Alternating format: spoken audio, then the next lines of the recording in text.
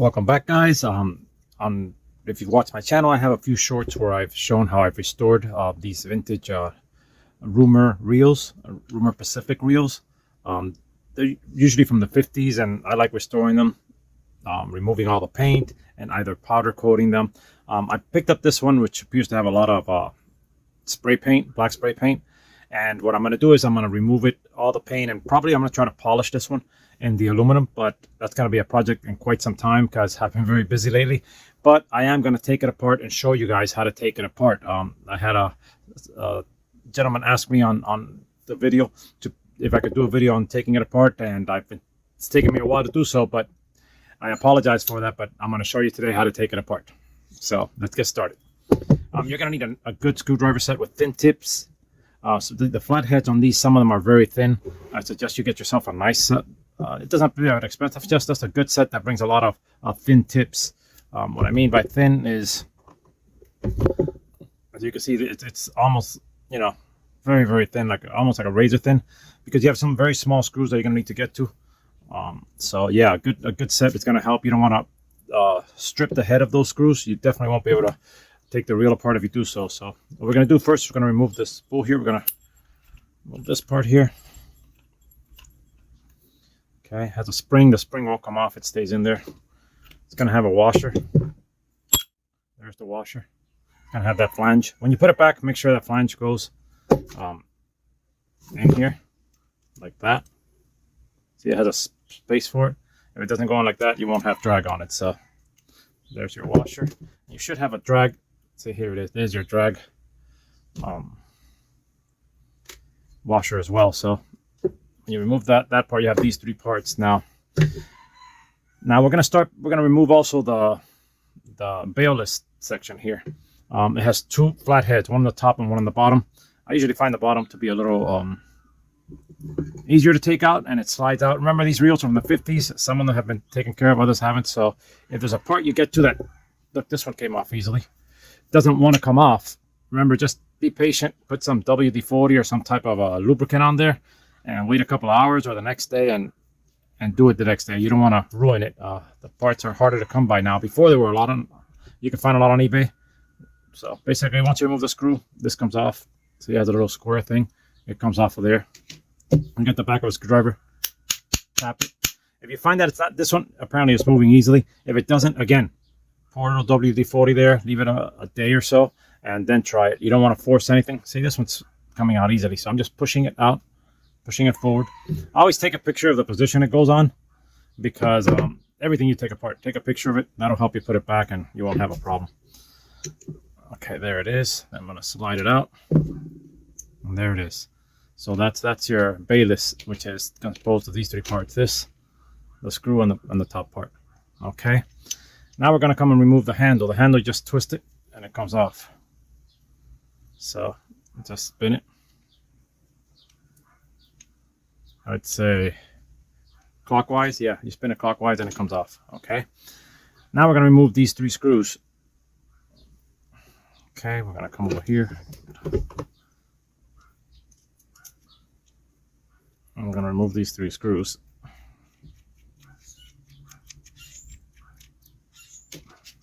One,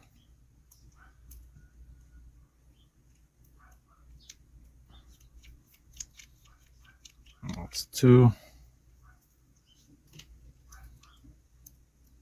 that's our third one.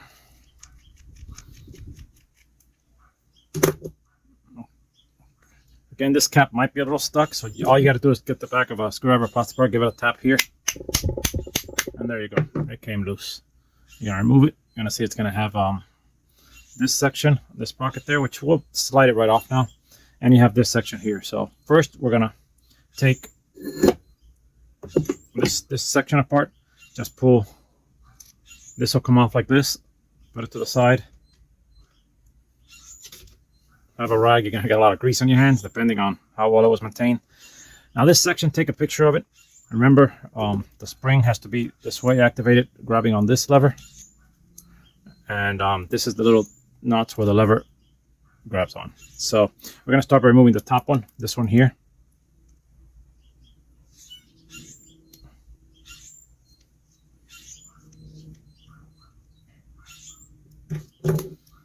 Once you remove it, this is going to slide out. There we go. We have that part with the screw. And I've set it up here on the side. Put it together. Now we're going to remove either or. I'm going to remove this one now. I could probably get a wider head for these, but they look like they're lubricated, and yeah, they're coming out easily. So this flat tip will do for this. Remove this part. I'll put it here with the screw next to it. Again, a picture would always help. See, your regular screwdrivers, they won't fit. It's a really, really thin flathead what you need there. So, and not as much as these as the other ones we're going to get into. I'll remove this one as well. Okay, now you got the spring and the little clicker mechanism there. Okay, and we got that out. Now here, oh, I'm sorry, here now you could just slide this out because you removed the back section of it and it slides off. Now here you already have this part ready to do whatever. Oh, you have the greasing cup here. You remove this just by, you know, counterclockwise, comes off. It's aluminum, you could polish it, powder coat it, paint it, whatever you like. But now you already have this section ready to finish it the way you like. Most likely what I'm going to do is I'm going to use paint stripper, remove all this paint, and go from there. I'm either going to polish it or I'm going to give it an aluminum color. Still don't know yet, but this side is ready. Okay, now we're going to get to this side. This is where your thin tips are important, especially here. You have these, there we go, these tiny screws here.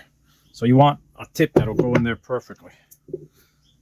And I'm going to go over here and get one of my thinner tips. This one, which should go on there just fine. We're going to come here and we're going to put it in and just loosen it. We're going to loosen it as high as we can. You don't have to take them all out. It should come off once you take them about that much. We're trying to get the shaft to slide right out. So right there, I don't know if you can see how that section, it should slide there. It slid right off. So there you have the shaft. I'm going to put it here.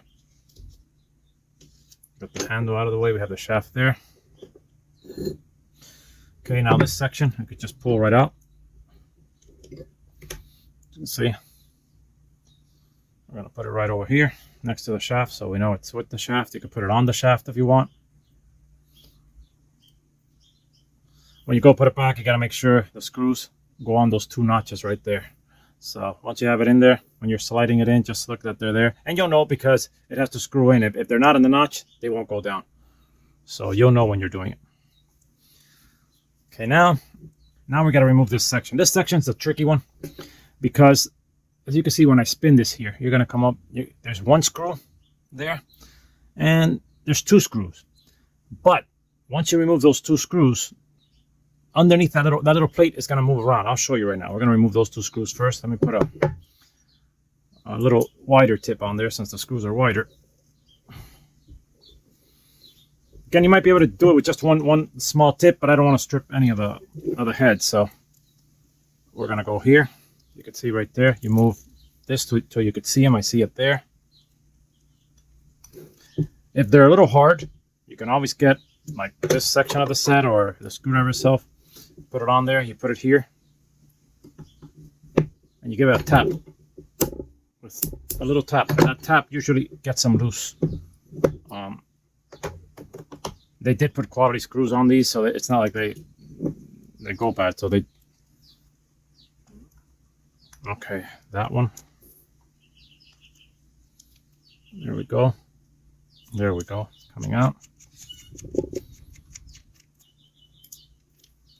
As I said, down here, you're going to have three screws, not two, three of them. But you're only going to be able to see two, as you can see. That's not a screw, that's just a little notch there. But you're going to see two screws, that one. And if you go around, the one we took out. Again, one, the one we took out, two. And then just going to see that notch and no other screws. But there's a third one. So let's just get this second one out. Yeah, that was not bad at all. Again, I've had reels where they've been really tight. I've had to put WD-40 and leave it till the next day. I've had some where like this, they just come off. Okay, now the trick here is, you see this little plate where the screws were, where those two were? They were here. Now you got to start spinning it around, moving that little metal plate like that as I'm doing. And you're going to come up to this, a third screw. See that third screw there? That third screw you couldn't see because it was under this metal. And if you don't remove it, you won't be able to get it out. Now that screw is tricky sometimes, so make sure that one, I don't know if you can see it, it's see it right there. Make sure you got the right width of flathead, because that one you don't want to strip. If you do, you're in trouble. So let's try to see. There we go. Okay, that one's coming off. So see it? I think you can see it there better. You're going to remove it. Okay, we have it off. There it is. See, it's different than the other ones. But you will see when I take it apart, I'll show you where it goes. There are the 3 screws. Now this pops off with your with the gear. So now what we're going to do is we have this section ready for paint, for stripping and paint and repainting. This little thing pops off. You can pull it back, hit it back. I think it's put there on pressure. I don't take it off. When it's stripped, it's aluminum. I either just tape it so I could polish it and leave it polished, as you can see in my reels, or you just paint it, whichever way you would like to go. But now you have your second section here ready for, you have this section ready for stripping and this section. And now you're missing this one here. Okay, this one's a little tricky because it's not tricky, but you want to get the bearing out and you want to get this part out. You won't be able to strip it and work with it well with it there. So you're going to have to grab this with something, you know, either with a plier or something, but you don't want to mess up your gears. So what I do is I put a cloth or something between the plier and the gears, and I make sure I have a nice tight grip and it doesn't strip the gears when I take it off, and I'll show you how I do that.